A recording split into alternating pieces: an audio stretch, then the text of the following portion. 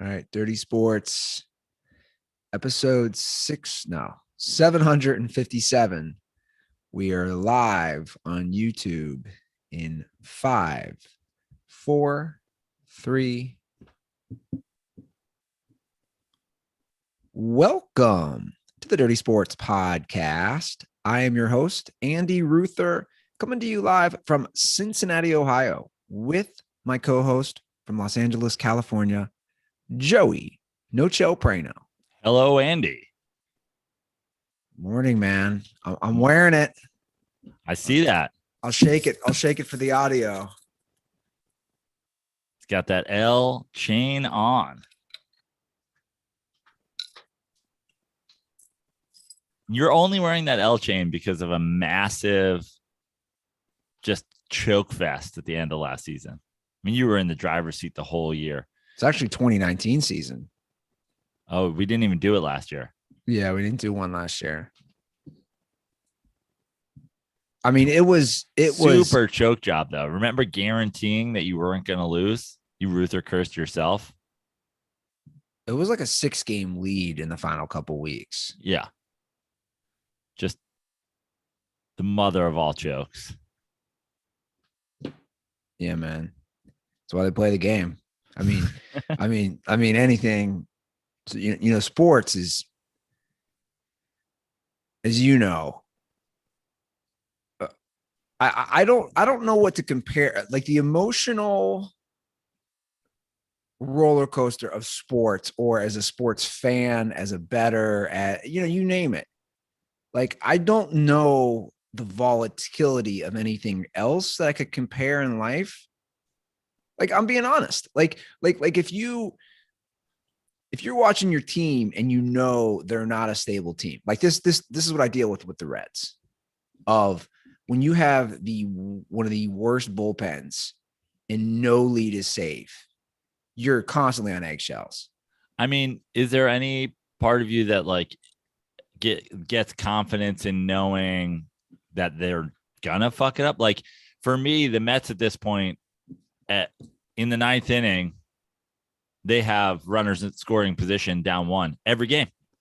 So every game they're down 1 and they got guys on, and I'm just like, well, I'm not going to get excited about this. They're absolutely not going to get a hit, and they never do. Yeah, no, there's definitely something to that. Like knowing. Because Tuesday the Reds were up 4-1 after 6 innings. And then I went to shower and shave. And I came back and they're down 5-4. And it's just like, dude, really? In the 15 minutes that I was in the bathroom? But you're right. You almost prepare yourself, but it doesn't always make it easier. Like that quick change of emotions. Oh my God. I don't know, man. It's I wouldn't change it. Like, I love sports. I wouldn't change it. Did you stay up? You guys, the Reds are obviously battling the Padres for this wild card spot. Did you stay up late and watch this Padres-Dodgers game? No, obviously I know it was an epic game. Sadly, I was watching Hard Knocks too late. Oh, that put you to sleep. It did. I was basically dozing off. But we'll cover that later in the show. No, I didn't watch it, but it's good to see Padres lost again. So the Reds still hold that 1-game lead. This is what I keep telling Reds fans. There's 34, 35, 36 games left. I say you got to just go 500 against good teams and 600 against the bad teams. And I think they'll take that spot from the Padres. So basically, those 9 games left with the Pirates, they still have 3 with the Marlins, some more with the Cubs. Like, the Reds have the easiest schedule left of anybody who's trying to vie for a playoff spot. Just go 500 against the good teams, 600 against the bad, and good luck to the the Padres.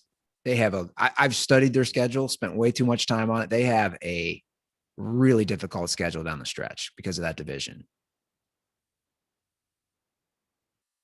And like what do you always say? I'm smiling at like how this is literally exactly what I'm talking about. I'm like, you should be prepping for the worst here. But you're like, this is all they got to do. Padres have a tough schedule. We got to do this. No, you're right. It's easier said than done. It's easier said to just say, hey, of those 9 Pittsburgh games, go 6-3, go 7-2. It's easier said than done. I'm actually going to go to Pittsburgh in 2 weeks with Cutter. Yeah, I love it. It's just so close. It's 4.5 hours. It's crazy to me. Didn't you tell me you've never been to the city of Pittsburgh? Never been to Pittsburgh. That's so weird to me. Seems like it was a no-brainer. I don't know COVID precautions and whatever, but I know there's a strip club. Oh, what Club Erotica? I think it might be called. I've never been, but I've heard great things about one particular Pittsburgh strip club. Mikey always tells me about it. Club Erotica? Look that up. I'm looking it up right now. The first story says DA's office to meet with Club Erotica owner over parking lot mass shooting. Oh boy. There you go. It's going to be exciting. That's the first thing that pops up in Google. 2 arrested in shooting that killed 2, injured 3. Dear God, this is where you're trying to send me? I've never been, but Mikey has been and speaks very highly of it. It's funny you say that. I've been having the urge to go to a strip club lately. Well, there you go. And I'm not the biggest strip club guy, but it's just something about the scene there that I enjoy sometimes. I enjoy people watching. Something about the scene there. Is it the naked women? But it's dude, people are going to call me on this. That's great, but it's not even all about the naked women. Why I enjoy strip clubs. I'm definitely more of a people watcher than you. More of like I like to just see kind of how things play out wherever I'm at. That's why I would do late night bike rides in Venice. I have a curious factor that I've always had. So like when I go to a place like this, I want to see what kind of guys are going on there. What are they getting to drink? Like the girls, the interactions. I'm basically doing like a science study with naked girls, which is cool. Don't get me wrong. But and when are you supposed to go? When are you planning on going? It's a midweek series. Like I think 14th, 15th, and 16th. Maybe 2 games, maybe 1 game. So post L chain. Yeah, post L chain.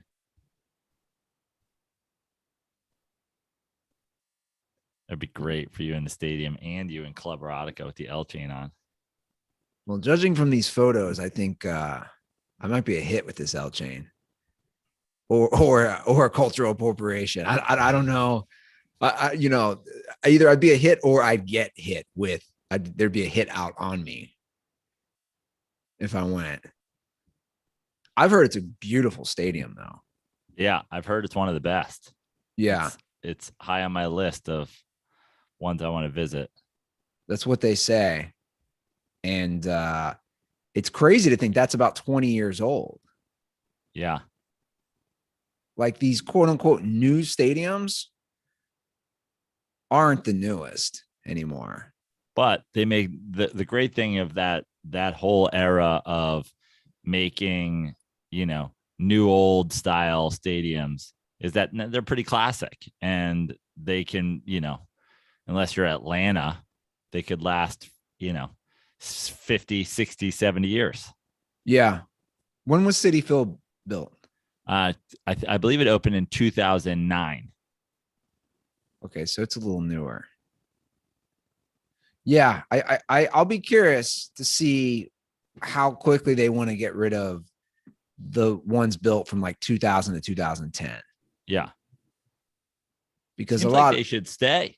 They went with the great classic ode to, old school style stadiums. It's like, when was Camden built now? Camden's got to be built in the early 90s. I'm going to guess 92.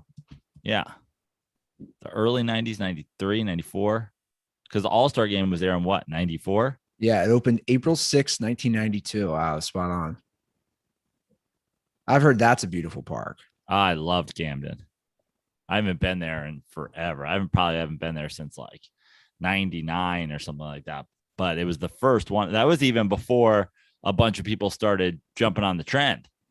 Yeah. And it was just so great. I loved it. It's a shame they just suck every year. Yeah. Same with the Pirates. Like the Orioles, they had a couple squads the last 10 years, but when's the last time you're like, man, the Orioles are going to compete for a World Series? No idea. Compete for a World Series? It's been a while. Yeah. Especially in that division. Yeah, the Dodgers are playing good baseball, though, right now. Really good baseball. I think they're going to catch the Giants. They just have so much firepower. Giants are playing great as well. I saw some things that baseball could eventually go to some sort of, it wasn't a salary cap, but there was talk of if you exceeded a certain threshold of salary, you know, there'd be more taxes. Well, they're already doing that. So they already do that? Yeah. They already do that, but to me, it's crazy to just not have a salary cap. It's crazy to me to, like, there's the simple fact of the matter is, at some point, especially with the regional sports networks and all that stuff, it's like, we're not even talking about being good and drawing fans. You know what I mean? It's not pay to have a great team. That great team brings fans. That great team gets you playoff games. You make more money. It's like the majority of the money is made in these regional sports networks and these TV deals. And you're just never going to have a Pittsburgh Pirates get the same kind of money that an LA Dodgers are going to get from their TV deal. I mean, the Southland in LA, how many people does that encompass? 4, 5 cities of Pittsburgh. Yeah. It's crazy. So the idea that you can just go, oh, whatever, and we don't give a shit, and we're just going to pay that tax. Like the winning factor, like the extra money you make selling out games and winning, that's just all that pays for the fucking crossing that tax threshold. But the actual bottom line of like, oh, we don't have enough money in the bank to pay these guys. Well, the Yankees, the Dodgers, the Chicago teams, like, they're all going to have that money all the time. Yeah. And I'd also want to say to baseball fans in general, it's smaller markets, like one where I'm at, you got to support your team, man. Like you do though. Like every little bit helps. Maybe I'm wrong on that, but if you're a guy who wants to root for your local team and you're a mid-market or smaller market, you got to go to 5 games a year. You got to try to put money back in. And I also think that one of the big reasons I think that there should be a cap in baseball is, like in football, your terrible financial decisions should be punished. Yeah. It should have an effect on you. The Yankees are a great example through the years. I mean, the Yankees have made so many terrible financial decisions and they don't care. They just press on and they just go, well, we'll double down. We can't be wrong twice in a row. So let's do this. Let's give this guy a bunch of money. Let's give this guy a bunch of money. Let's give this guy a bunch of money. And it's like in football, you give a quarterback a ton of money. You make Kirk Cousins the highest paid quarterback in football. Great. You're punished. Yeah. Well, it certainly levels the playing field for sure, because those mistakes show up when you can't get other players. Yeah. It really is pretty crazy that we're still discussing this. And I know it's part of the collective bargaining, and the Major League Baseball Players Union has the most power of any union of the major sports. And it goes back to that.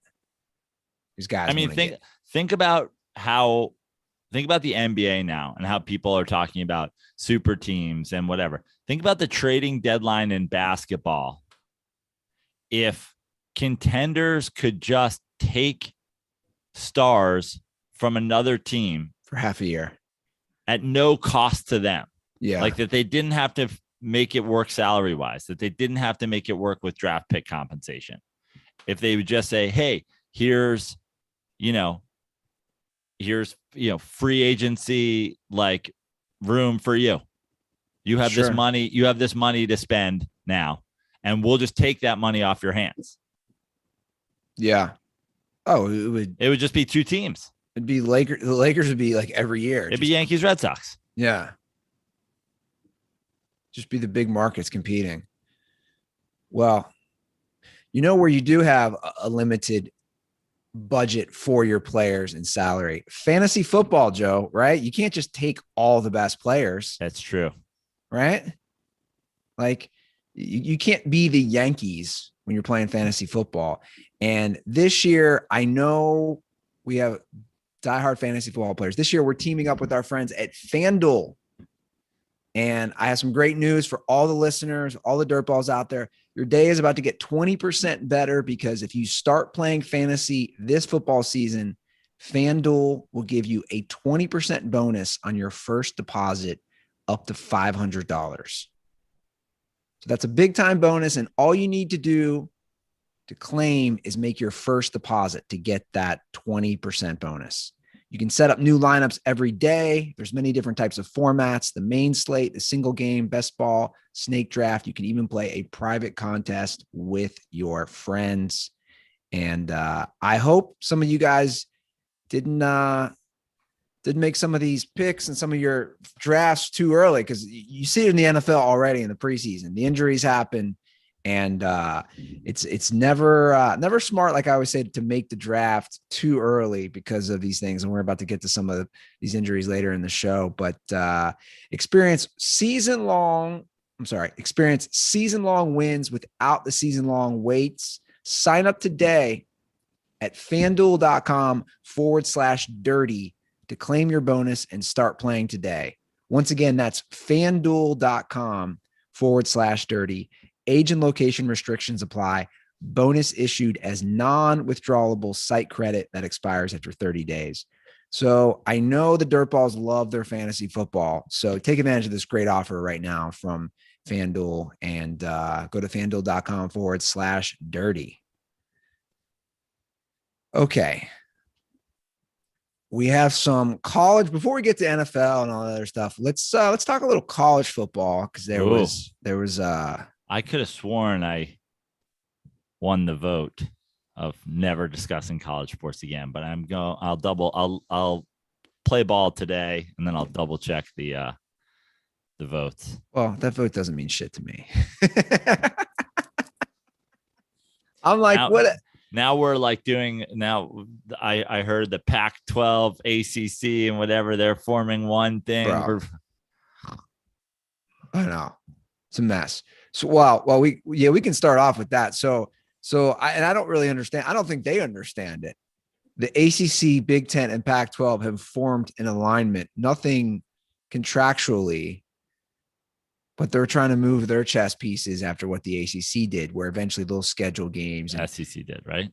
Yeah. What did I say? ACC. Oh, sorry. SEC. So yeah, that happened this past week, is that they met and they're trying to, again, come together because there's power in numbers against the SEC, who poached two of the teams from the Big 12. Now, the Big 12 was not invited to this meeting.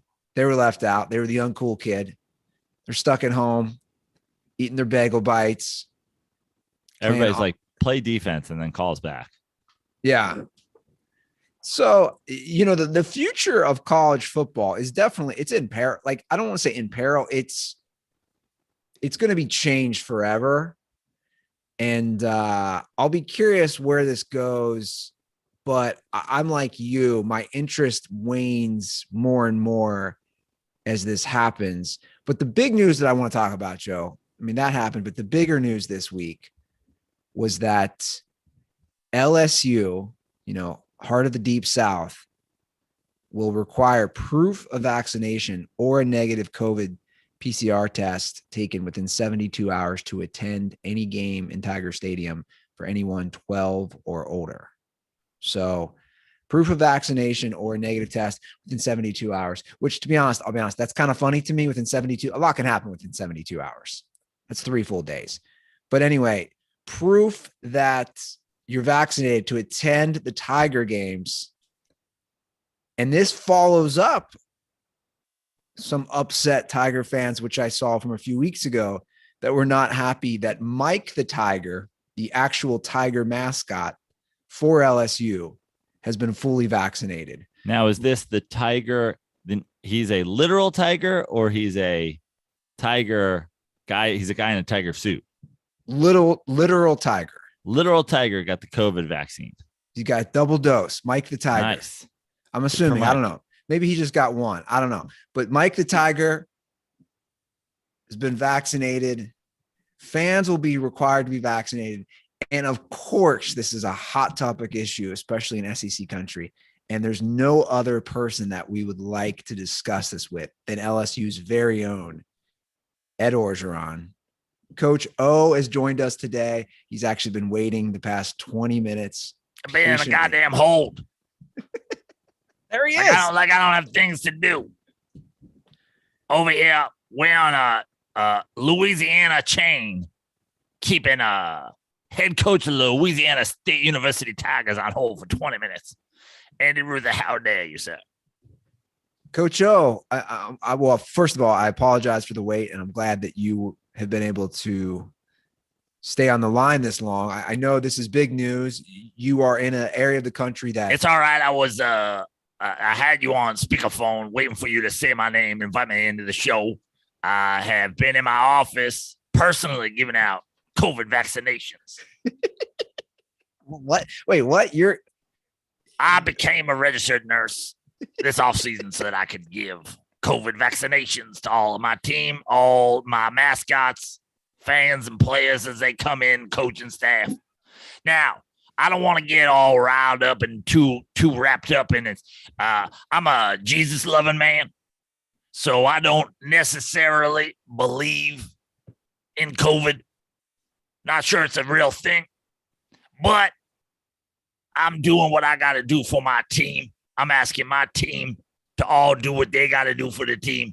I'm asking the fans to do what they got to do for the team. I'm asking the Tiger to do what he got to do for the team. And I got to say, I do it every day. Here's what happens. Mike the Tiger sitting in my office. And what I say to the players when they come in, I say, Mike the Tiger over there, chained to the wall.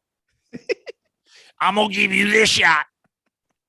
And if you decline this shot, I'm going to unchain Mike from the wall, and I'm going to leave this room, and I'm going to lock you in. You better be prepared to fight a tiger if you're going to fight this shot. Wow. So you're giving the ultimatum to the players, get vaccinated. And they all come in here. You know, I'm in the deep South, Andrew Ruther. I got a lot of African-American players coming in here talking about Tuskegee experiments and milk crate challenge and all this stuff. And I'm like, God, I don't know what any of this has to do with you being a good teammate. I don't know how COVID works, vaccines work. How you tell me you put a liquid in my arm and it turns into an army that fights off a vaccine, a pandemic. I don't understand it. I barely understand the game of football, and I've been studying that my whole life. But I gotta tell you, all that matters to me is LSU above everything.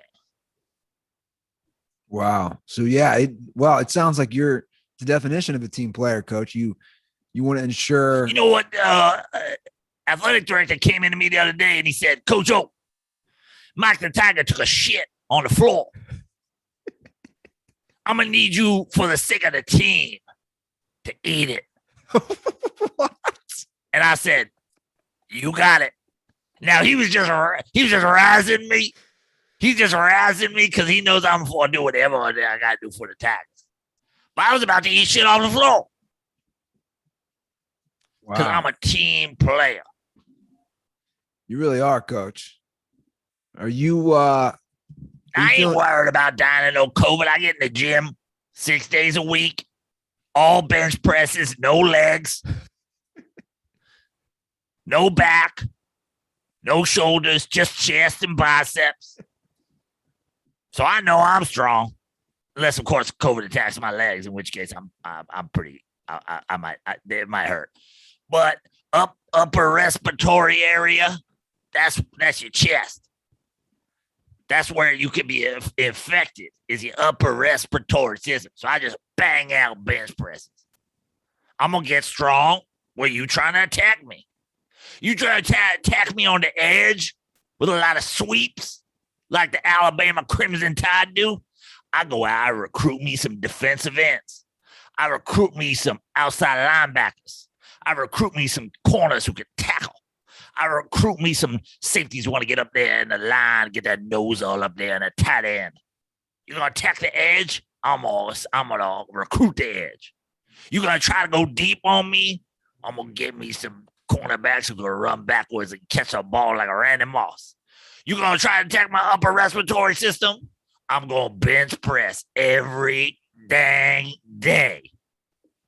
Suck my tiger chest.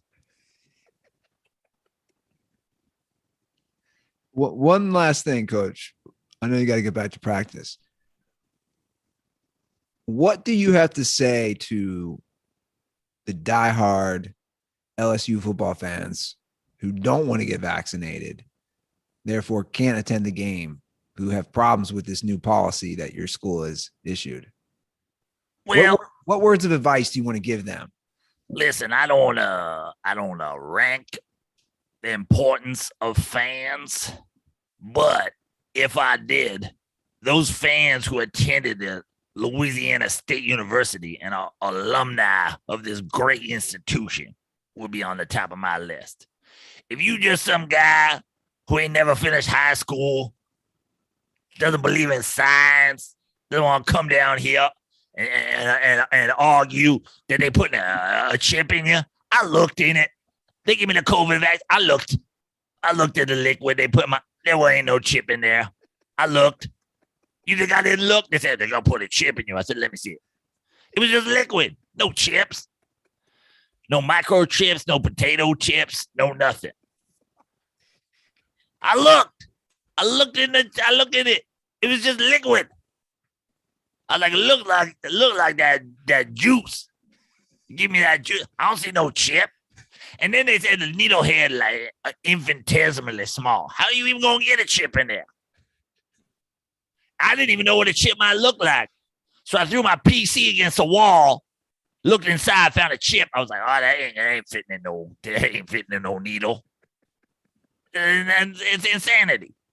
So listen, I'm just asking Louisiana Tiger fans, Louisiana Tiger players, Louisiana Tigers.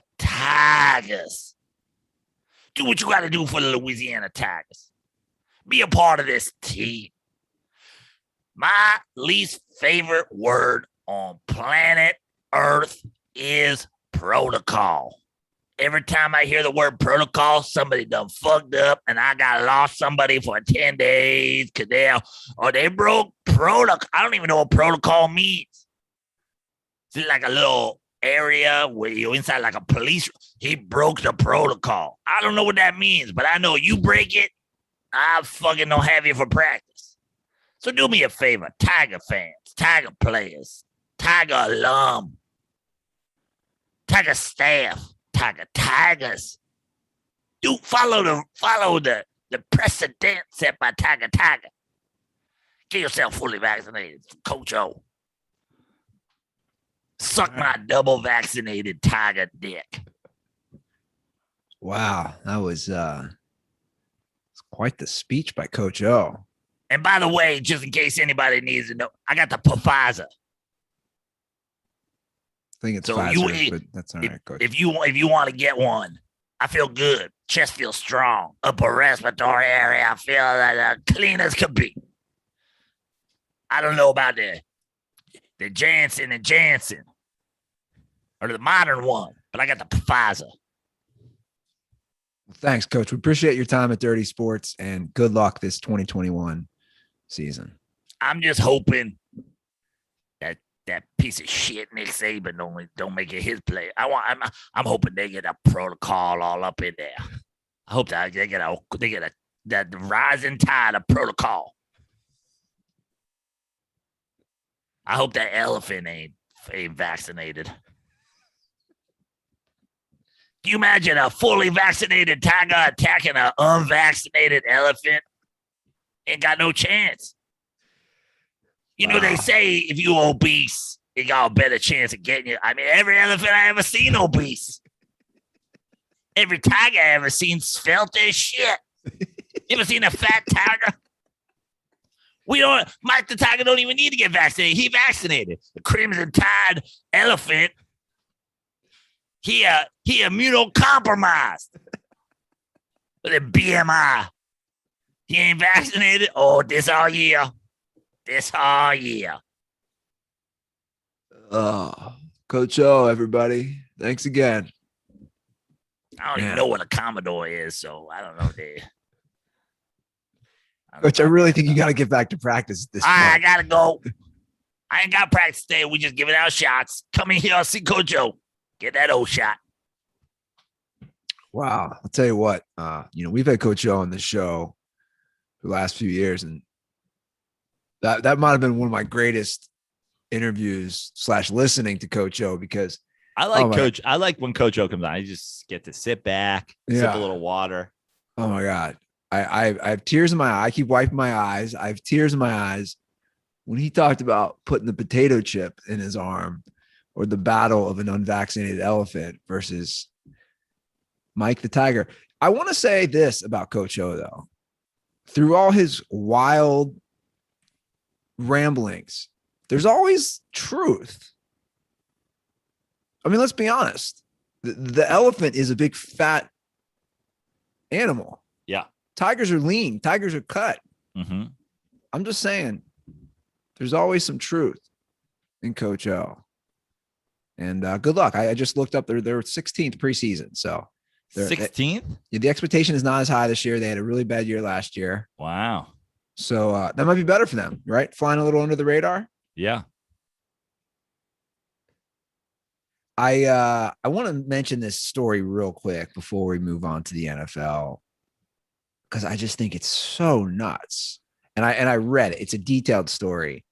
And to me, this is for sure something that's going to have to turn into a documentary. A former Miami football player was arrested for killing his teammate. And this has taken years to develop. Former Miami Hurricanes player Rashawn Jones. Yeah. Rashawn Jones arrested in the 2006 killing of teammate Brian Pata. Wow. And what makes this story really interesting, and you can read about it on ESPN.com for anybody who wants to check it out. It was like your classic bad police work. It reminded me of like the OJ case in a way, like bad police work. All the leads pointed to this guy, but they didn't officially arrest him. He's been scot-free all these years. ESPN is basically what got this to happen. They do an investigation. They are pressing. ESPN investigates. Yeah, they're pressing the Miami-Dade Police Department. And what's crazy, Joe, I can just imagine this guy. I would have gotten away with it too, for Bob Lee. He's retired, but yeah, I know what you're saying. You know what's crazy about all this? For that pesky. He killed his teammate and then showed up. Like, this is like in between practices, kind of, or later that day. He kills his teammate. He goes and he shoots his teammate and then goes to a team meeting that night. So I'm saying, like, this is a documentary. This is a movie. It's Aaron Hernandez-esque if Aaron Hernandez actually killed one of his teammates. Yeah. Shows up to the meeting like nothing happened.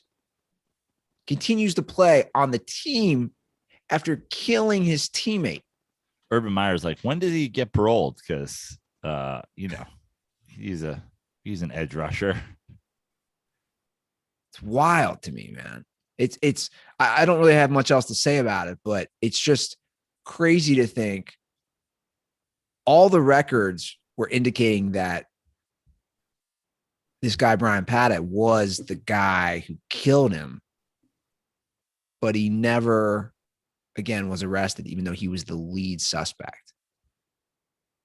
It's just, I don't know. It's to me, that's like a TV movie. It's nuts to think that happened in 2006. In fact, who was on that? I wonder if was our legacy guy on the roster.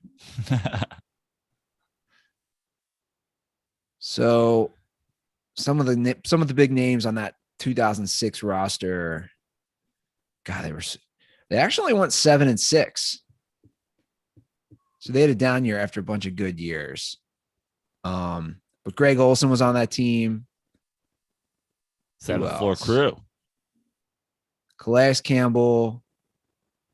I'm just looking for big names. John Beeson, like guys who they had a lot of guys in the NFL still. But yeah, nuts, man. Absolutely nuts. And what was the killing over? Do we know? They had beefs. Like they had beefs over girl stuff. They had fights in practice.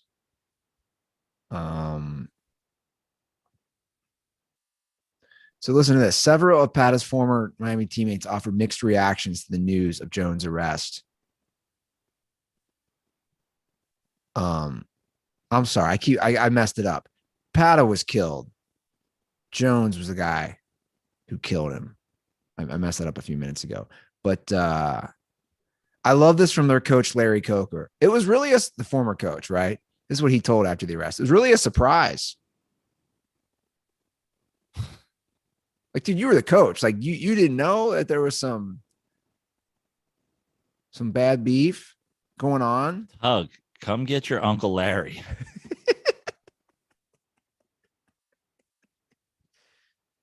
Yeah, I guess the one dude was messing with the other dude's girl, and then they would have fights at practice. But again, like, how does it go from that to you killed somebody? Like, you killed your teammate. And then Jones was threatening him at practice, but like, players didn't think he was going to kill him. Yeah. And he leaves the team facility and he killed him. I mean, it's like false alibi, like all this stuff. I don't know. It's just wild to me that like, I see this stuff and you think with forensics now, it's hard to get away with the crime, but then you see this and you're like, I guess, well, he did eventually get caught, but you're like, is it that hard? Yeah. It's a lot harder now. Cameras everywhere. Just wild to me. They would have had him walking in, walking out. Yeah, it's nuts. You want to talk a little NFL? I do. Before we transition into NFL, while we have a break between footballs, can I do a shout out? Yeah, for sure. DirtBall Tyler Emmanuel. It's your birthday. Happy birthday, brah. Do you know how old? What's that? Do you know how old he is? It looks like he's in his 20s. He's holding a fish in his Twitter Abby, Looks like a young guy. Birthday, man. Savor it while Happy you're birthday, young. Tyler. Tyler Emmanuel could have been like a wide receiver in the 80s. That's a great name. Right? It's a good name. Kozar, back to pass. He's got Emmanuel open. Touchdown, Tyler Emmanuel. And on his birthday. Yeah, that's a good name for sure. Well, Joe, today's NFL segment is brought to you by our friends at FanDuel once again. Wow, we just talked about FanDuel, and now they're presenting the NFL segment. Yeah, they will be presenting that for a while. So, Dirtballs, I can't reiterate this enough. Start playing fantasy football this season, and FanDuel will give you a 20% bonus on your first deposit, up to $500. Guys, if you want to support the show and you like fantasy football, this could not be a better situation to do both. So once again, experience season-long wins without the season-long waits. Sign up today at FanDuel.com/dirty to claim your bonus and start playing today. That's FanDuel.com/dirty. Once again, age and location restrictions apply. Bonus issued as non-withdrawable site credit that expires after 30 days. So if you like fantasy football, go to FanDuel.com/dirty, support us, and we'll appreciate it. Okay. A few different NFL things I want to discuss personally. First of all, I would love to have a little discussion about Jameis Winston and people who, in my opinion, are delusional based off preseason. Well, I mean, that's something that has been happening to NFL fans for decades. Forever. Yeah. The 0-16 Lions went 4-0 in the preseason. It's funny. And here's another one. You know when the Colts won their title with Peyton Manning? Yeah. Didn't win a preseason game. They were 0-5. Now, that being said, it was the Saints Jags game. It was Monday night. I tuned in because it was Monday night. Not a whole lot happening. Wanted to get my first look at Trevor Lawrence. I've gotten a couple looks at the Saints this preseason. I haven't had a live look at Trevor Lawrence. Watched a little bit of him. Jameis looked good. Jameis looked great. But, what does that mean? I mean, does it mean something to the Saints and Saints fans? Sure. What it means is Jameis is going to be your starter. And honestly, Jameis probably deserves to be your starter based on his career and versus Taysom Hill. Also, and I've seen people say this, they paid Taysom Hill and they paid Jameis. So you can only start one at quarterback. The idea that you're going to start Taysom Hill at quarterback and just pay Jameis to sit the bench when you can start Jameis Winston at quarterback and pay Taysom Hill to play in other roles seems way more reasonable. But also, I think Jameis is a better quarterback than Taysom Hill. That being said, going 10 of 11 in the preseason game, what does it fucking mean? Well, first of all, you're playing against the Jaguars. Yeah. I love how no one mentioned that. Yeah. Like no one mentioned they're playing against a team whose current over-under is 6 wins. And by the way, the issue with Jameis has never been his arm, his explosiveness, his athleticism, any of that stuff. It's the terrible decision-making, the lack of holding on to the football, the general, craziness of some of his decisions. He threw 11 passes in the game. He'll have games where he throws 50 passes. He could have games where he throws 50 passes, throws 4 picks, throws 3 pick sixes, and in that game have a stretch where he goes 10 of 11 for 93 yards and 2 touchdowns. Like the idea that you're going to judge Jameis Winston at all on a small sample size when you have a large sample size that says he cannot protect the football. I mean, listen, I'm rooting for Jameis to be the starting quarterback of the Saints. I'm rooting for Jameis to be the starting quarterback of the Saints at least through the first week of October when I'm down there watching the Giants at Saints. Tickets available for my comedy shows in New Orleans and all my social media bios. But like the idea that people are getting turned on like Jameis for MVP. You're as delusional as a guy who wrote a fucking 400-page book about him. Yeah, and I think he deserves to be the starter as well. But we have 5 years. 5 years. 5 years of evidence in this guy. Who are these people who forgot all those years? And I would counter that argument. I've always, and I've said this, if you go back a few years, I say enough about a QB after 5 years in the NFL. That's I almost think you sometimes need that much time for a high draft pick because they go to bad teams. But look at how many guys who've been drafted in the top 15 have done so much more in 5 years to dumpster organizations like Josh Allen. Andy, look at the people on the internet who are turned for Melo on the Lakers.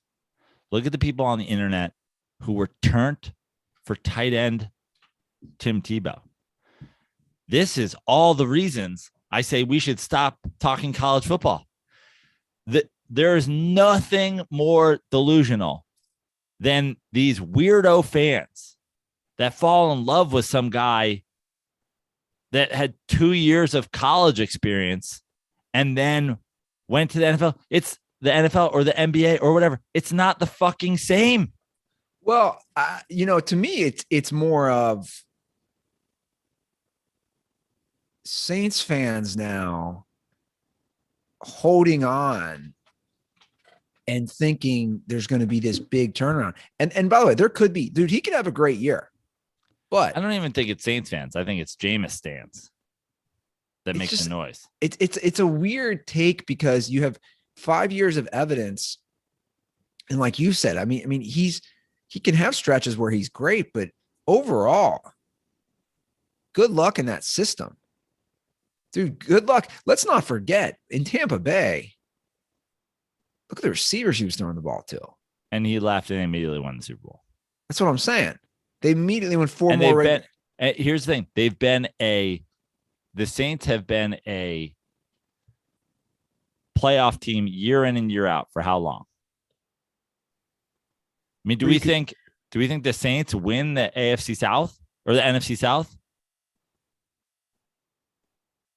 I don't, not with him as their quarterback. I wouldn't bet on it. I'm betting against him. I'm excited to see how he plays.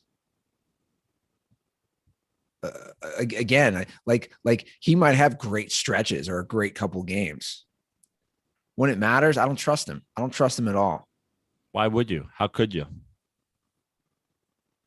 And history would indicate he's not going to fully turn it around. The precedent from other quarterbacks, again, who've had 5 years in, who are these guys who suddenly just stop turning the ball over? Who are they? Just Andy, I'm just going to ask you a question now, and I want you to answer it. Answer it that your answer will be judged in a reasonable manner, not like he who shall not be named, where we're going to twist and turn the situations to fit how we want. Does Jameis Winston start or finish, like complete entire games this year, all of them, unless he gets injured? Do you think at any point this year, Jameis Winston is removed from the starting job or removed from a game in favor of Taysom Hill because of performance? Yeah, so 17 games. I would put my money on that. Me too. And he's one of those guys, when he gets in a funk, he can't come out of it. They always talk about the short-term memory loss for good quarterbacks. They throw a bad pick, they forget about it. They go back out there, they lead a drive. Not him. When he goes down that dark place, it's like a drug addict, right? When they go down that dark place, it's heroin for days. I mean, how many pick sixes did he have? Or just picks on opening drives? Yeah. I mean, I remember in the last couple of years, a dozen times where it's like Jameis has been picked before the fucking game I'm watching has started. Yeah. Which then puts your defense in a bad hole, and then your defense starts resenting you.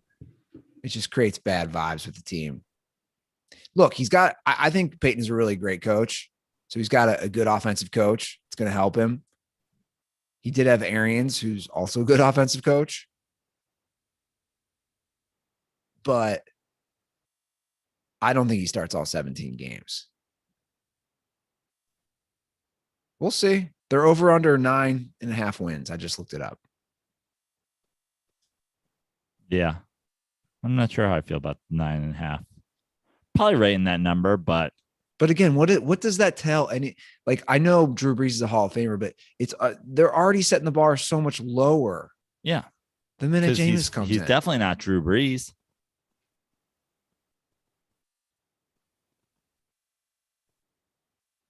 Yeah. I'm excited. I'm excited to see how he plays. And against the Jags, come on. That was a tough one for the Jags. They lost their running back. Is it Travis Etienne? Is that how it's pronounced? Etienne. Etienne. Like Medellin, Etienne. That's a tough loss for them, I think. I like that draft pick. He didn't even play in the game, right? Or did he? I don't even think he got hurt in that game. People kept being like, where is he? Where is he? But he might have been hurt prior to that. And then I don't know. I didn't watch the whole game. But probably out for the season. Yeah. Sucks. So Jags are at over under 6 wins. And then I saw this. Hard under. I agree. And then I saw this, which classic. I have a question for you. Yeah. And maybe I've asked this before. More Jags wins this year or more full seasons with Urban Meyer as coach? More Jags wins this year. More Jags wins this year. So what are you basing that number? You think they win what? 4 games and he doesn't make it 4 seasons? Yeah, I don't think he makes it 4 seasons. I think they win at least 4. I think 3 is the number, right? 3 wins, 3 seasons.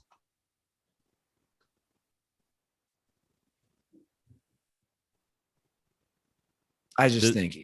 Do they go over 3 wins? Does he go over 3 seasons? Well, they're over under 6. Yeah. I think they win 3 games. They won 1 game last year. Well, they lost the last 15. They beat the Colts in week 1. They got Trevor Lawrence. That'll help. They're getting a new football training facility I saw on The Athletic, which cracks me up. They're getting $120 million facility, but this is my favorite part of it. It's classic NFL. Jags are getting a new indoor-outdoor football training facility for $120 million. The Jacksonville City Council unanimously approved $60 million of that would be public money. The other $60 million will be from the owner, who is worth $7.9 billion. I mean, it's unbelievable. It really like. And then they'll say that you have to be vaccinated to come to the stadium. And people will be like, keep your politics out of my football. I just like, I don't know, like the idea of a 7.9 billionaire, like you're just a dick, dude. And I get it. That's how most people become billionaires, but you're just a dick, dude. You're using $60 million of the city. Just pay for it. You're already making the money back. It's basically, you got to spend money to make money. You're already making it back by the value of your franchise continuing to go up every single year. Just pay for the damn thing on your own. Jackass. It's unbelievable. But that would also indicate they're staying there. They're going to put $120 million just into a practice facility. They're going to stick around. Duval. Wait, what? I mean, that's their whole thing. What does that mean? I don't know. Is it the county or some shit that they're in? I mean, listen, I think that they smartly have to invest when they can. I mean, they have Robinson and Hearns, the best wide receiver duo in the league. Swingman _9. Was that his name? Yeah. And Raymond Assey. They're the best wide receiver duo in the league. Raymond and Hearns didn't even last, or fucking, what was it? Robinson and Hearns didn't even last as long as fucking. It didn't last long. I don't even know. I was gonna try to reference that shitty and detective show that was on. I can't even remember it. I don't know that. Well, I'll actually, along with the Jameis situation, I'll be curious, and I'll be definitely watching the Jags with Urban Meyer, because he's not exactly a spring chicken either. Like he's starting in the NFL in his 60s, late, and by all accounts, I would say his start's been very rocky. The decisions he's been making with that team. I saw the memes after the running back injury, and I couldn't stop laughing. Dude, people are just already doing, the memes where he's on the sideline, like holding his face and his head like he's got a health issue. Yeah. So I watched the third episode of Hard Knocks. It's so bad. I couldn't. I tried to get up for it. I couldn't. I'm all in on The Ultimate Surfer, the ABC show at Kelly Slater's Wave Park. I watched an episode of that last night. I was like, am I going to watch The Ultimate Surfer, or am I going to watch Hard Knocks? And I was like, it's not even a question of what I'm more interested in. This Hard Knocks is boring. I finally to gear up for trying to watch the third episode, because I think the last time we did a Thursday show, I had watched 40 minutes of the second episode. So I watched the last 20 minutes to try to get myself up. And then I was like, oh, I couldn't care less about this. It's so bad, man. It's so bad. They were in the third episode. A storyline is the undrafted rookie running back is having issues with his contact lenses and then goes to goggles. That was a good 5 to 7 minutes of the episode. So basically 10 to 12% of the episode is a guy messing with contact lenses and his switch, and him talking about how he wore goggles in college. I'm like, this is a storyline. Contact lens are a storyline. This Mike McCarthy's like, what are we doing about the guy whose contact lens and his goggles fogging? You're like, why? You have a nervous tick, or do you just not know how to swear? Yeah, it was bad, man. And then they opened the episode. Well, they actually, I'll give them this. They had a cool drone shot. I did see that. I saw that on Twitter. That was cool. The opening minutes was cool. And then you see this, ridiculous. I didn't realize they had just, it's like their own city, basically, the Cowboys have, and in Frisco, Texas. And then it goes to Jerry Jones, and here's my issue with like the editing and how they're doing this and how they're pushing Jerry Jones. And the Cowboys fans are cheering Jerry at the indoor practice facility. If you're a Cowboys fan, I would hate Jerry Jones.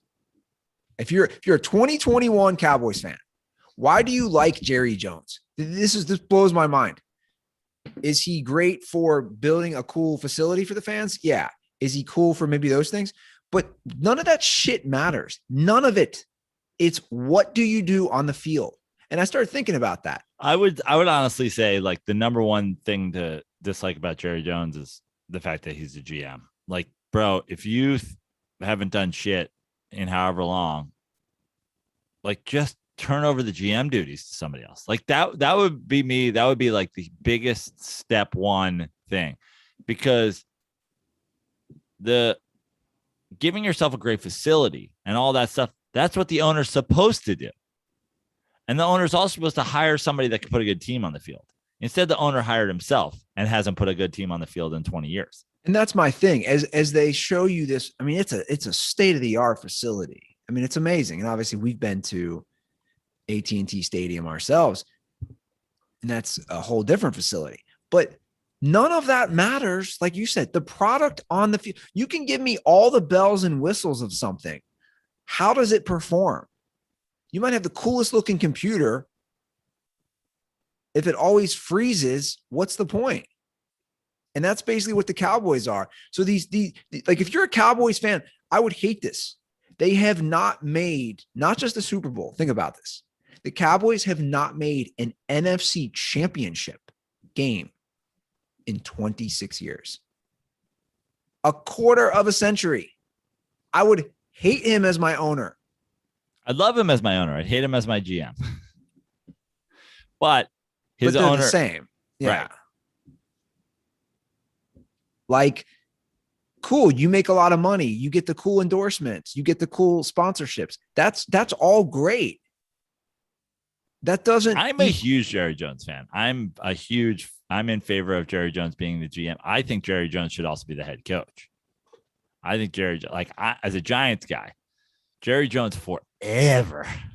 But like the editing they did, Joe, they're showing in the opening 10 minutes, they're showing, him holding up Lombardi from those Super Bowl teams in the 90s. They're showing the swag of a younger Jerry Jones in the 90s. And I'm watching this thinking, you guys are purposely propping him up. Oh, I mean, they do this. Hard Knocks does this every year. I mean, the amount of times we've had over the years, from your Bengals to the fucking Jets to the whatever, people get hyped because Hard Knocks is going to show you the best light ever. I get it, but in my head, I'm thinking you're showing highlights of a younger, vibrant Jerry Jones winning Super Bowl titles. In the back of my head, I'm thinking of a beer-gutted, old, skeleton-looking man putting salt on his McGriddle. Yeah. That's one of the most reckless things I've ever seen on television. That's what I'm thinking. Who needs more salt on their McGriddle? Yeah. A McGriddle, that sausage is essentially just rock salt. Yeah. Pressed together into a patty shape and painted brown. You're just eating a salt patty. You're adding salt. Yeah, it's unbelievable. I don't like when the sweetness of the pancake. You're like, all right, Jerry. I was never a McGriddle guy, by the way. No. I would just go with like the sausage biscuit. Yeah. Which is pretty dry though, too. And yeah, a little sauce on that. I don't know. By the way, we didn't even talk. I'll just mention it briefly. We didn't even talk about the video of the McDonald's ice cream machine. Oh, yeah. That was great. Was that a DirtBall who tagged us in that? I don't think so. We put up something, or was that just a stranger? There was a half-hour video that explained, a half-hour, investigative journalist piece on, YouTube. Why the McDonald's ice cream machine. I mean, it's wild. So I tweeted out because McDonald's has been. I want to word this correctly. Not McDonald's. Who's been sued? The company that makes the ice cream machine. The company that makes the ice cream machine, Taylor or something like that, has been sued. So I tweeted that out on Dirty Sports. So the McFlurry machine company. What's the ice cream company? The ice cream machine. Yeah. Yeah. The ice cream machine. Which they make the flurries in and everything else. Has been sued. And this guy who's got a big YouTube following, this guy. Do you have the name of the video? Yeah, I'm pulling up right now. So Johnny Harris made this video. It's called "The Real Reason McDonald's Ice Cream Machines Are Always Broken." It's awesome. It's like 30 minutes, but it's worth your time. Yeah.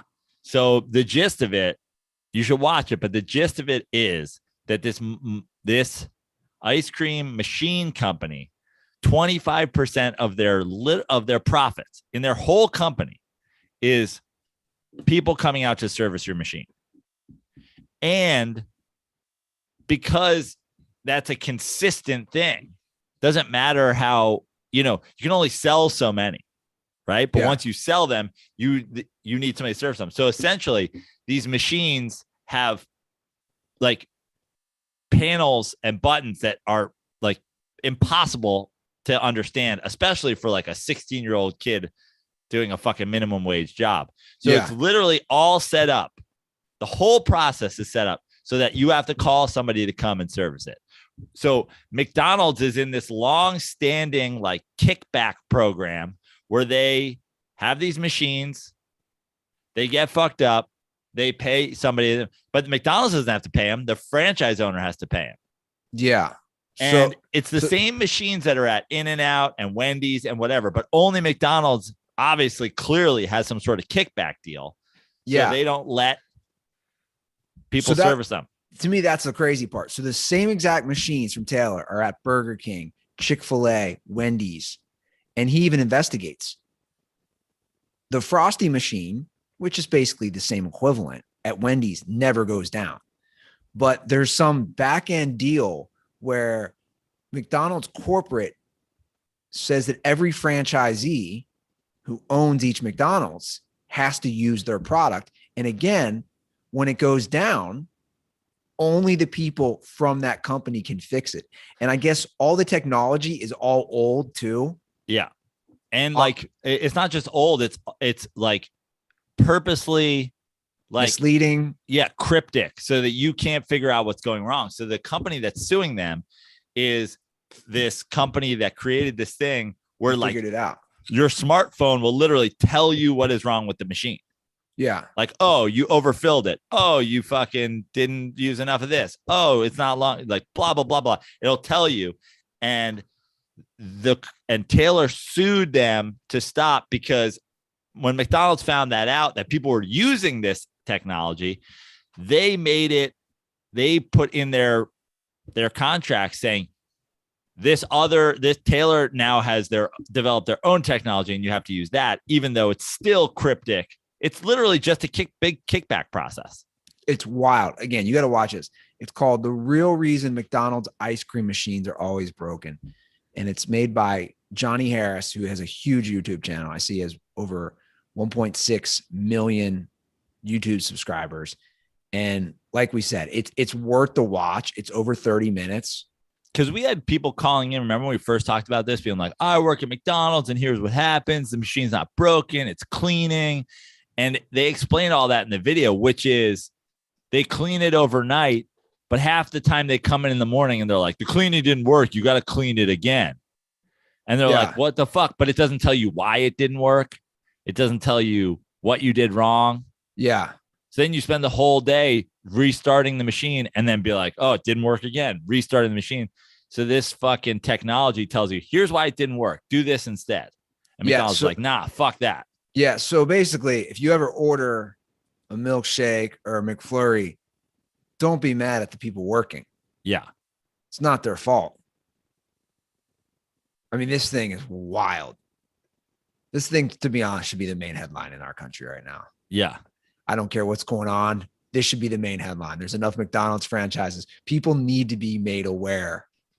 It's funny because, you know, it's such like a big business corporate fuckery thing. Like the customer suffers, the server who's getting yelled at by people suffer, the franchise owner suffers. The only people that profit off of this are the company that makes the fucking machine and McDonald's, the corporation, who gets a kickback from that company. 100%. Yeah. It's crazy. It's pretty wild. Let's check that out. You know, a company that doesn't have those problems. Miller Lite. You like that little segue? Yeah. Miller Lite. They're very forward facing with their, you know, corporate issues. There are none. They make a delicious Pilsner. You should try it. Yeah, exactly. Better if it's cold, you know, put it in the fridge for a while, drink it, enjoy. Yeah, exactly. You've never been somewhere and been like, oh, sorry, the Miller machine's broken. No. All the other machines work. Just the Miller one's broken. Miller's like, no way. Yeah, exactly. Great taste and only 96 calories. Miller Lite is brewed with beer lovers in mind. Guys, they've been making this amazing light beer since 1975. They have the longevity, and they've proven they're the best light beer out there. So next time, the original light beer. Yeah, the original light beer, the I mean, OG. the idea that we're talking about light beer is like, oh, you made a version of what Miller Lite created. Yeah, I ain't trying to have the pretender. Yeah, I'm trying to have the original, the OG. And by the way, their social media, knockoff light beer. Their social media. Did you see their OnlyFans dig the other day? No, bro. Yeah, the social media guy stepped up his game lately. Miller Lite is coming out strong on social. You should follow their Twitter. So OnlyFans tweeted yesterday, thank you for everyone making your voices heard. We've secured assurances, blah, blah, blah. They're basically going back to where you can do adult content. Miller Lite quote tweeted that and said, we were toying around with the idea of removing beer from our cans, but that'd be crazy. Shots fired. Love it. That's funny. So DirtBall. And can I also say, in addition to how great their beer is, they have stepped up their merch game too. Yeah. Their merch game's legit, dude. I'm wearing a shirt right now. Yeah. That tie-dye shirt. I wear that waterproof hat every day when I go swimming now. I have a Miller Lite golf towel. They're selling golf balls on their thing now. I might have to get a couple Miller Lite golf balls. Oh, it's so good. And it just makes me thirsty. Every time I look at my Miller merch, I'm like, ooh, you need to get me a Miller Lite. So next time you're getting ready to enjoy some cold ones with your crew, go to MillerLite.com/dirty sports to find the delivery options near you. Or you can pick up some Miller Lite pretty much anywhere they sell beer. It's Miller time. Celebrate responsibly. Miller Brewing Company, Milwaukee, Wisconsin, 96 calories and 3.2 carbs per 12 ounces. Okay. I've said it before and I'll say it again. I'm going to shout out somebody, Keenan Soto, tweeted us from the Astros game the other day with a Miller Lite tall boy, a cold ass Miller Lite on a hot ass Texas night. And I felt like I could taste it. I could taste it when I looked at that picture. I remember drinking a Miller Lite in that stadium on that side of the field. Oh, I could taste that Miller Lite. I love it when our fans tweet at us pictures of them drinking Miller Lights, especially at baseball games. That's right. It's like, forget apple pie. That's the most American thing that's ever happened. A Miller Lite at a baseball game. Well, speaking of our fans, you want to hear from them? Yeah. All right. We have a lot of people chiming in about this bet. Here's a possible amendment to the football bet. Okay. Joseph, Andrew, it's Mickey D, your number one. I guess I'll go with Blackhawk pilot, DirtBall. Wow. So for your bet, what are the two worst things about amusement parks? The line and the food. So here's what you got to do. You have to wait in line for the roller coasters, get to the end, and then not get on the ride, but instead go down and eat, I don't know, a bowl of chili or something. So you have to do the shitty part, which is waiting in line, no enjoyment because you don't get to actually ride the ride. And I think that should make about a day in IKEA about even. All right, let me know what you guys think.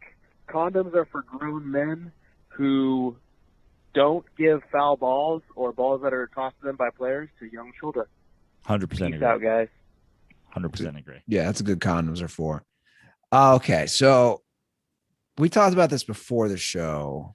I like this in theory. Again, I'm glad we still have 2 weeks from today to sort this out because I like this in theory. What he's saying is like you shouldn't get the enjoyment of riding the ride. Now, the problem with this is it cuts into the other layer of this bet originally, which was if you eat a bunch of conies and you ride a bunch of roller coasters, you will probably vomit, which is really what we're all here for. We're all here for you vomiting, preferably while on a coaster, hitting people behind you with shrapnel, getting kicked out. Just you going down, Orion or whatever it is, and then some lady behind you gets hit with half digested cheese conies. Oh, and the thing also is, again, it's not She's just like, oh, it's a 4-way. it's not just the coasters.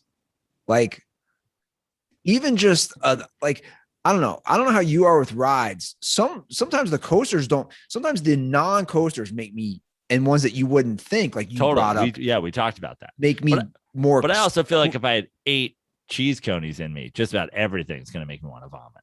Like when I go on the pirate ship, that makes me queasy without food. The roller coasters don't really make me queasy.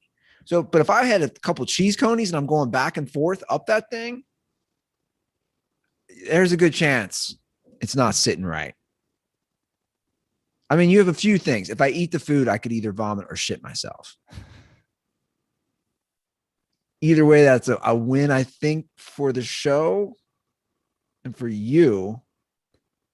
But I know what he's saying. Like, that would suck. You wait for 2 hours and then you go to the back of the line and then you got to eat, a grilled cheese sandwich or something, whatever it is. But I think we're pretty much there. Speaking of coasters, I mean, Brano, the DirtBalls are fully embracing it, and I'm here for it. Here's a call for you about a coaster. Okay. Hey boys, this is Preston, and I actually was messaging Andy on Twitter about Kings Island and Halloween Haunt. But Joe, I know you want to hate on the coasters, but just hear me out for a second.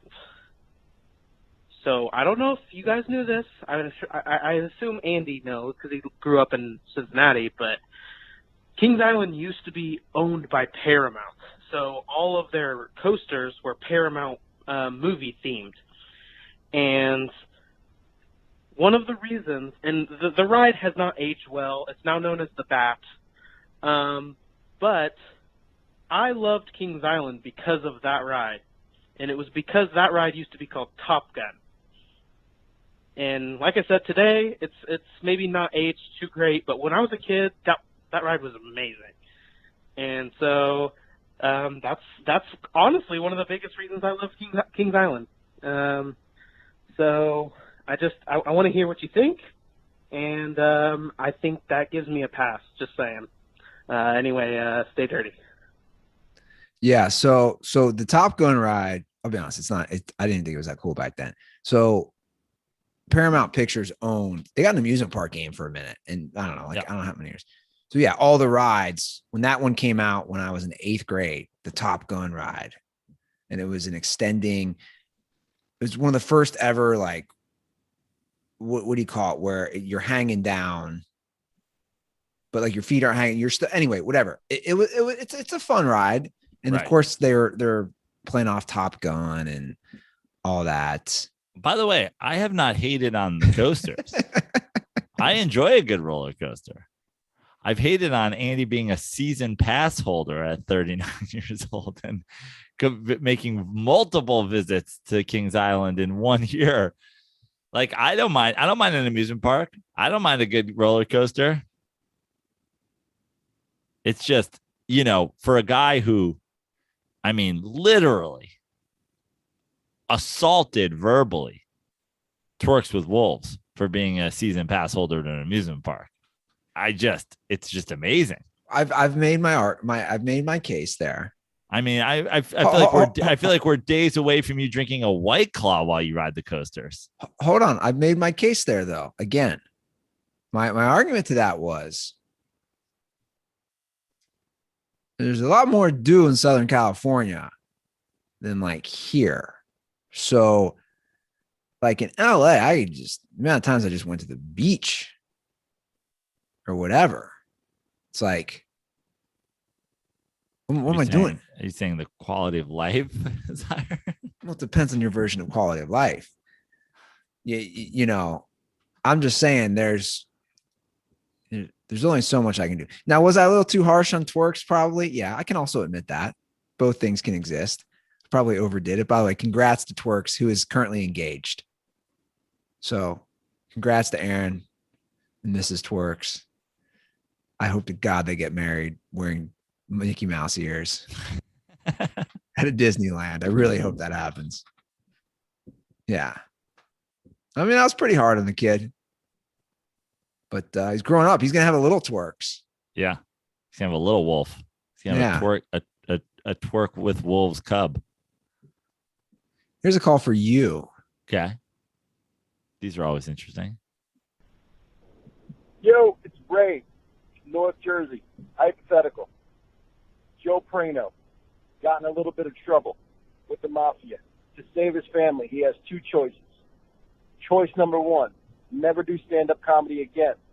Choice number two, he can do stand-up comedy, but only wearing A, a Derek Jeter jersey, B, a Chase Utley jersey, Phillies or Dodgers, and C, a Carmelo Anthony jersey. Those are the only ways he could do stand-up comedy again, or the family's in trouble. I'll hang up and listen. I like this hypothetical. The only problem with this hypothetical is that I'd happily stop doing stand-up comedy today. I don't need to do stand-up comedy. Like I feel like it's a means to an end at this point. I've got a pretty serious gap in my LinkedIn resume. But like I've never been one of those guys who's just like turned to be a stand-up comic. Like I didn't grow up wanting to be a stand-up comic. I still kind of don't want to be a stand-up comic. I certainly don't want to be a stand-up comic wearing the jersey of one of the players I hate. I would rather figure out a different career than have people think that I'm a fan of any of those people. Either that or I'd wear like a Derek Jeter jersey and do like a Dice Clay thing where I'm just like a character that is aggressively douche guy. It's a really interesting scenario. Don't you hate it when you leave the Yankee game and your girl's so fucking drunk she won't let you finger her on the 4 train? Oh!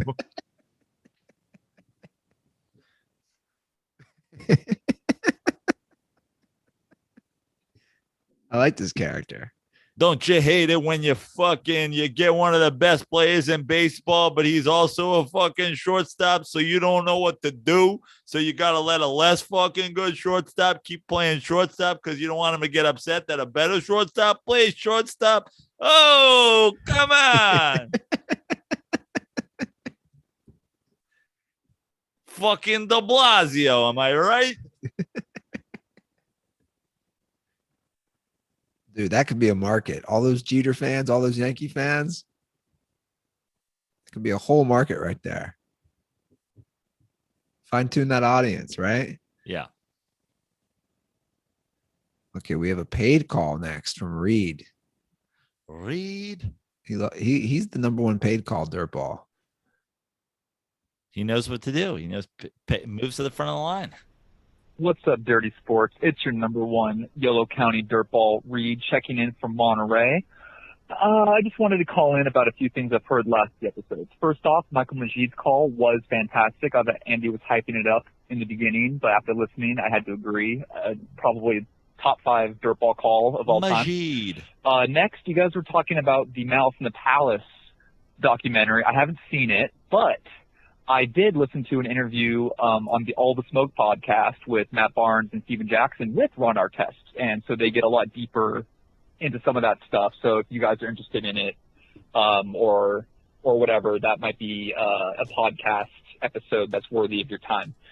But a big reason why I wanted to call is you guys are talking about Chargers fans and how there's probably like 6 left. I am one of those 6, surprisingly. I've spent my whole life in Sacramento or in the nearby areas, but my father is from San Diego, and so that's where I got my fandom, and also why I kept it when they left San Diego, because I never really had an attachment to the San Diego part of the Chargers, and so for me it was just moving closer to home, frankly.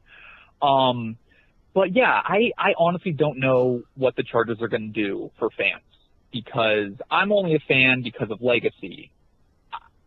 It's about legacy, yo. But you're right. I mean, I'm sure the stadium's cool and everything, but I just don't know what they're going to do. And I'm kind of curious to see where the franchise ends up. So I'm just curious. In 5 years, do you guys think the Chargers will be in LA? Love to hear your thoughts. Love the show. Stay safe. Later, guys. 100% yes. Yeah. But I just think they're just going to be the away team fucking Yeah. thing. But the other thing is the Chargers can build a fan base here the way the Nets built a fan base in Brooklyn, which is it's a transplant city. Be good. People who come here will have to pick a team. They'll pick the good team. Be good. Be good. That's going to be the number one way for them to get fans. And be they're good. You know, be they're the hip team. They're so much more valuable from a monetary perspective now that they're in Los Angeles. You know, the value just goes up that much more. I mean, the Rams were bottom tier value. Now they're, you know, top 5 valued team in the NFL. So they're not going anywhere. They've made their bed and they're going to be in LA. Yeah, I think you're right. I think if they're good, they can do that, but they have to be good, and they're in division with the Chiefs and Patrick Mahomes. So it's going to be tough, but if they can start making deep playoff runs or possibly winning division, you know, I have a chance. But yeah, for the next 3 years, for sure, 3 or 4 years, it's going to be more than 50% opposing teams fans.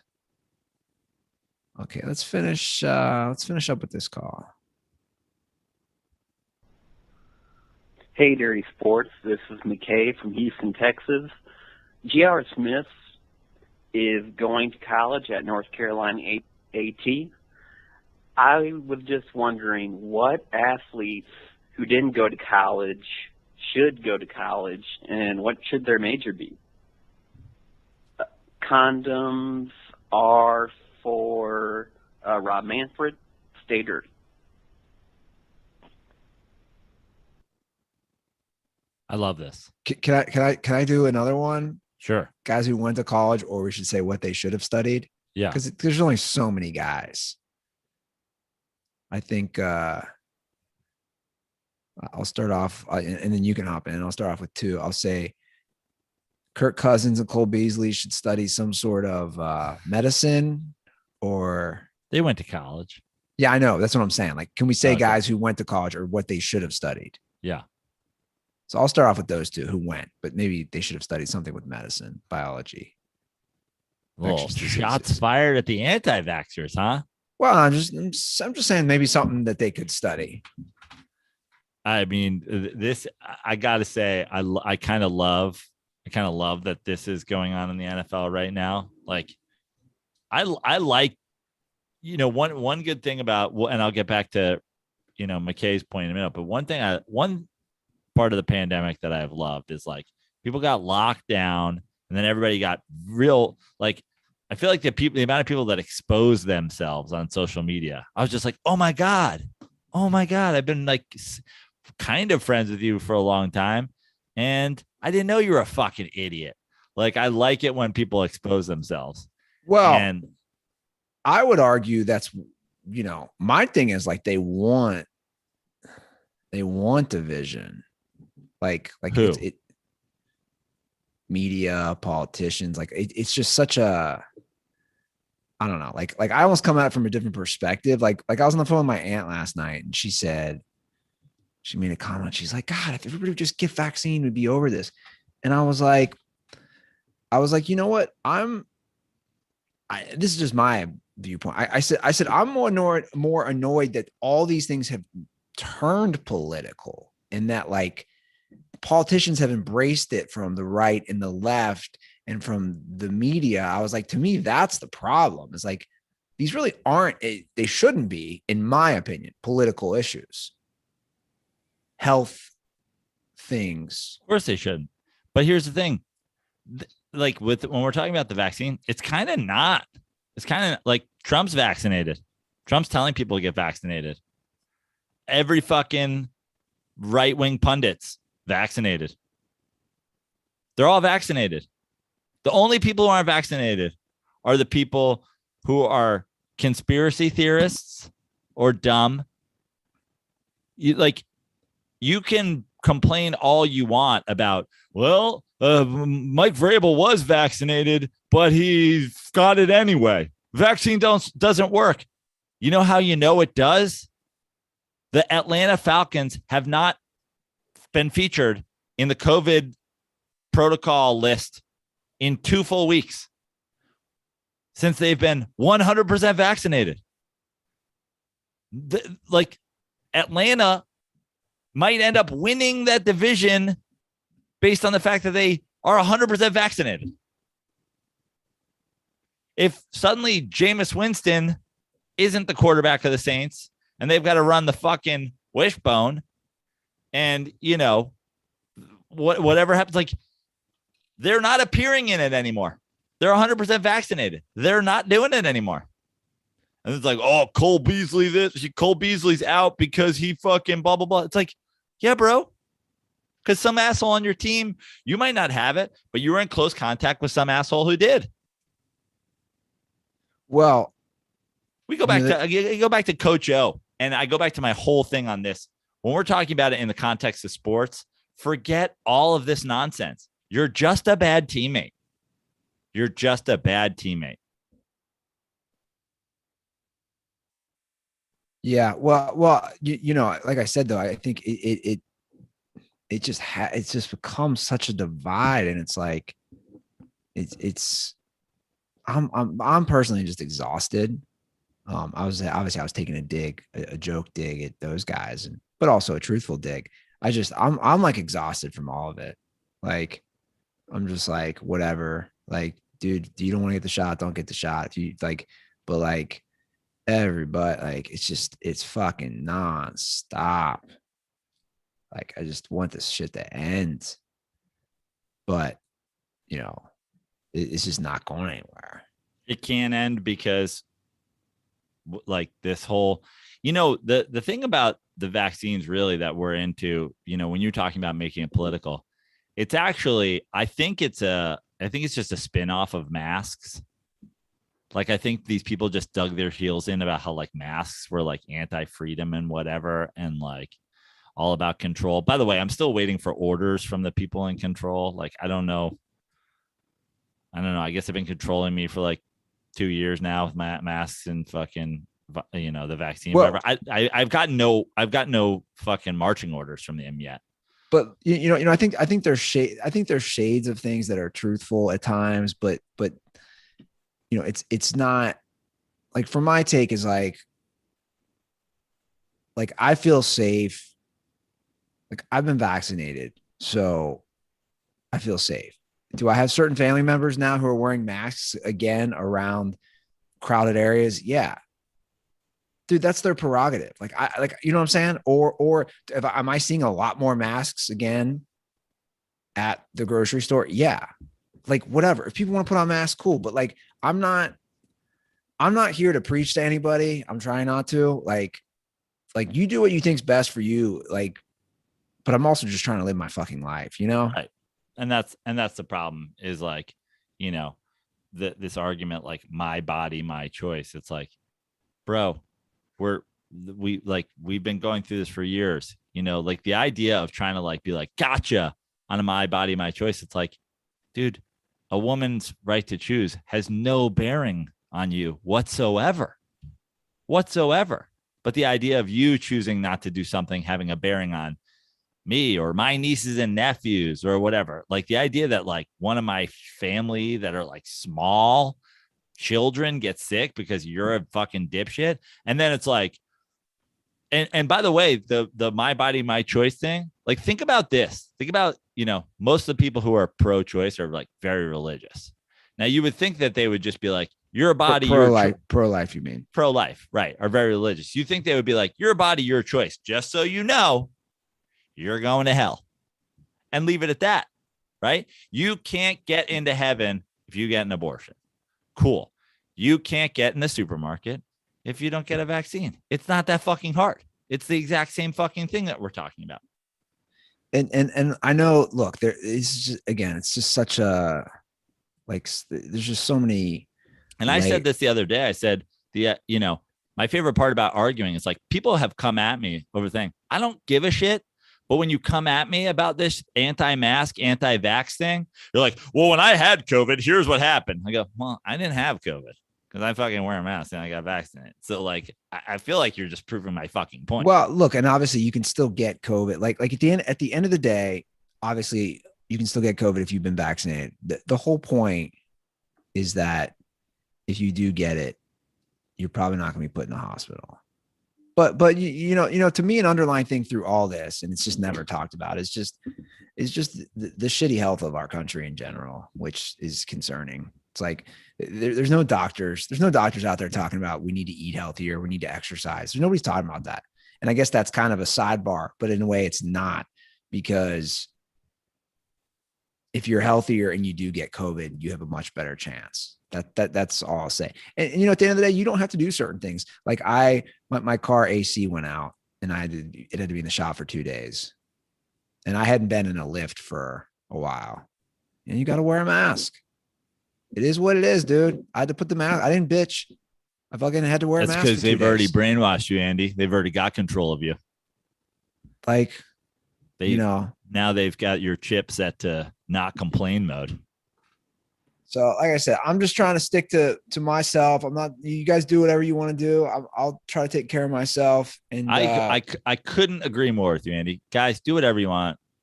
But I'm a comedian, and if you while doing whatever you want, stay the fuck away from my shows. You know, I'm not. I'm just like I said. I'm just like mentally exhausted. And by the way, going back to McKay's question, I think Jermaine O'Neal, who did not go to college, I think Jermaine O'Neal should become like a lawyer, like an arbitrator. He's so good in the Pacers locker room of handling conflict between the lunatics on his team. I thought Jermaine O'Neal was the person who came off best in the Malice of the Palace. Yeah, I agree. What about Steven Jackson? He didn't go to college, did he? I don't know. Was he straight to the NBA guy too? I felt like he was. Kevin Garnett should clearly major in communications and become a motivational speaker. Anything is possible. Except Kevin Garnett getting into college. I knew I was like, here comes your Kevin Garnett SAT joke. Who are other like straight to the. Yeah. Steven Jackson didn't go. So he committed to Arizona. Wow. Speaking of, so this is what he did. I didn't know this. He committed to Arizona. He was ruled academically ineligible due to his he's another Kevin Garnett at low SAT and ACT test scores. So then he went to Butler County Community College in El Dorado, Kansas for 1 semester, but did not play basketball. And yeah, he was drafted in the 2nd round. Who else didn't go? That's what I'm saying. Now we're basically limited to NBA guys. Yeah. Well, I mean, a lot of baseball guys didn't, but hard to like know. Yeah. I don't know. Tracy McGrady. I mean, obviously, Amari Stoudemire should major in religious studies now that he's theology Jewish. Maybe LeBron could take some African American studies. Yeah, because he's so smart on it, right? Yeah. He does it. He does his homework like he always says. Maybe LeBron should go to college and be an Asian studies major, because if he's going to talk about America, you better talk about fucking China. By the way, LeBron's social. Oh my God, these guys, dude, they got to just stop. Like maybe it would make LeBron able to weigh in on the long-standing like Chinese lack of democracy if he's also going to say cops should not kill black people. Like LeBron, like, dude, you don't need to tweet it when you see he wasn't voted. Did you see that? Yeah. I was like, dude, you don't even like, why? Listen. Just internalize it. Like just you don't got, like, when I see that, I'm like, dude, you're by tweeting that to me, whether it's LeBron or Kevin Durant, any of these guys, it's like you're acknowledging that it bothered you. You're too good. But that's kind of like that's the ultimate. It's why LeBron. It's like why the LeBron Michael thing. It's like people will never fucking like just be reasonable. It's like we did an entire 6-part documentary series about Michael Jordan getting offended by every person who would say any single thing about him and how that would motivate him to be better. And everybody was like, this is why Jordan's the GOAT, because some guy in the Wizards was like, good game, Mike. And he was like, I'll fucking end you. But LeBron's a bitch that none of the NBA GMs think he's the best player in the league. I'm not calling him a bitch, but I'm just saying I'm saying you don't need to do that is what I'm saying. And he took that personally.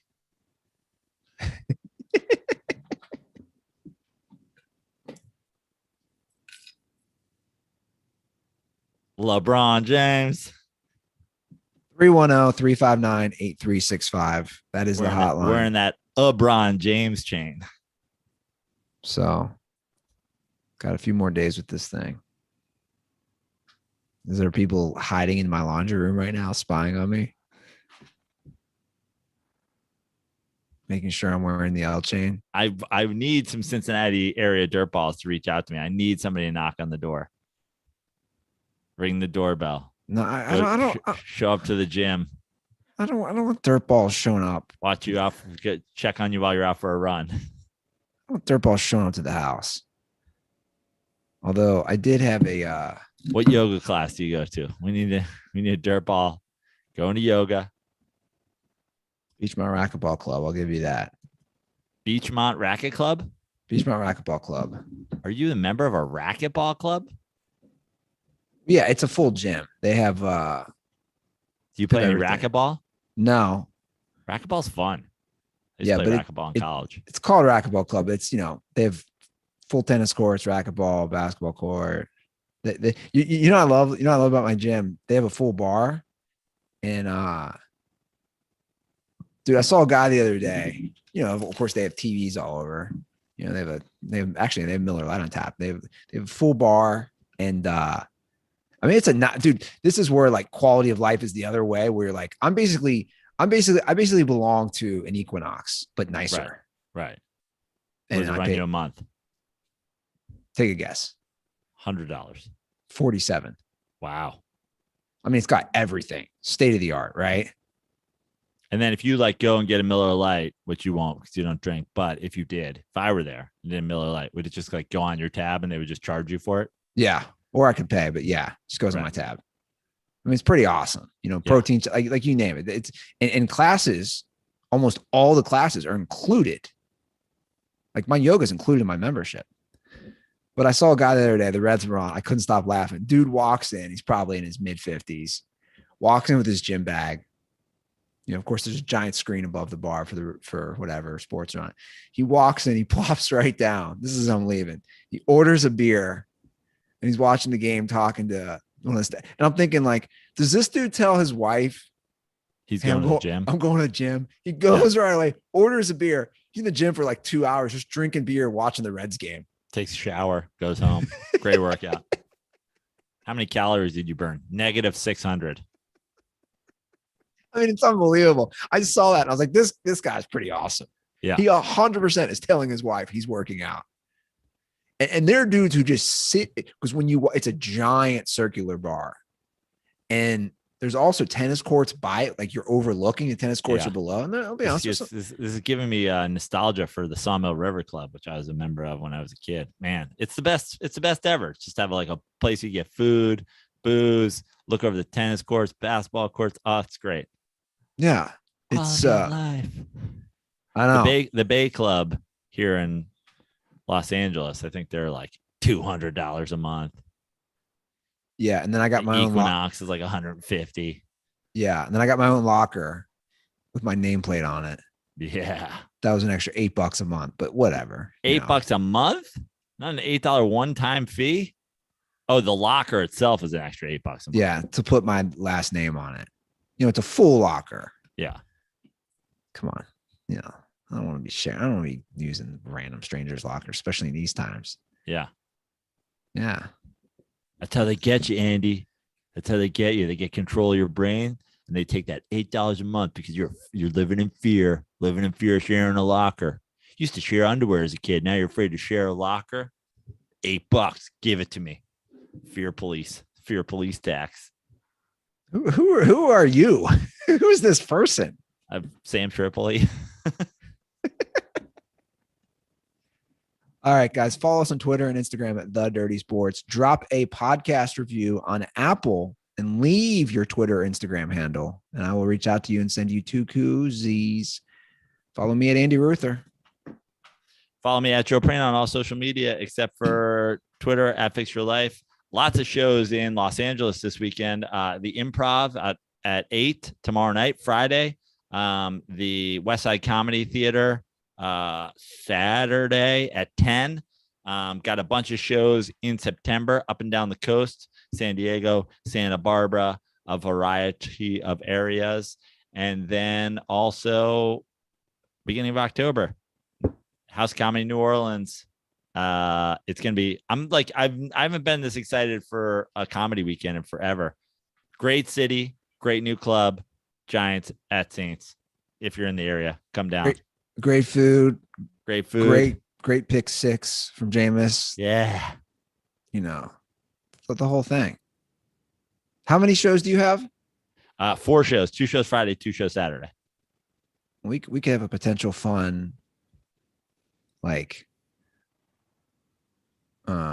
is a lot. I would say over under shows versus Jameis Winston interceptions. Yeah. Potential. But 4 would be a lot. 4 would be a lot, but he's done it before. Yeah, don't challenge him. Standing ovations versus Jameis interceptions. That's a good one. Standing ovations. Wow. Setting the bar high. Well, I'm just saying, Okay. Well, that is our show, guys. We're wrapping up August. Thanks for sticking with us. We'll be back next week. Have a great weekend. And as always, stay